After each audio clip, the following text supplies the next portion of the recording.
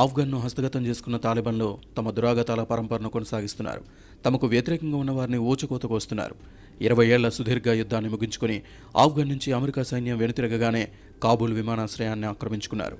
అయితే ఓ వ్యక్తి శవాన్ని హెలికాప్టర్కు కట్టి వారు కాందహార్లో వ్యవహరించిన ఓ వీడియో సామాజిక మాధ్యమాల్లో చక్కర్లు కొడుతోంది. ఆఫ్ఘన్ను విడిచి వెళ్లే క్రమంలో కొన్ని ఆయుధాలను అమెరికా సైన్యం అక్కడే విడిచి వెళ్ళింది. కాగా అగ్రరాజ్యానికి చెందిన ఓ హెలికాప్టర్లో తాలిబాన్లు కాందహార్లో విహరించారు. అయితే ఆ హెలికాప్టర్కు ఓ వ్యక్తిని తాడుతో వేలాడదీశారు. అది గాల్లో ఎగురుతూ ఉండగా దాని కింద తాడుకు ఓ వ్యక్తి వేలాడటాన్ని పలువురు చిత్రీకరించి సామాజిక మాధ్యమాల్లో పోస్ట్ చేశారు. అది వ్యక్తి మృతదేహమేనని, అతన్ని చంపిన తర్వాతే తాలిబాన్లు ఇలా చేశారని అక్కడి పలు మీడియా సంస్థలు వెల్లడించాయి. అమెరికాకు చెందిన పలు ఆయుధాలు ఆఫ్ఘన్లోనే ఉండిపోయాయి. సోమవారం అర్ధరాత్రే అగ్రరాజ్యం దళాలు హడావుడిగా నిష్క్రమించాయి.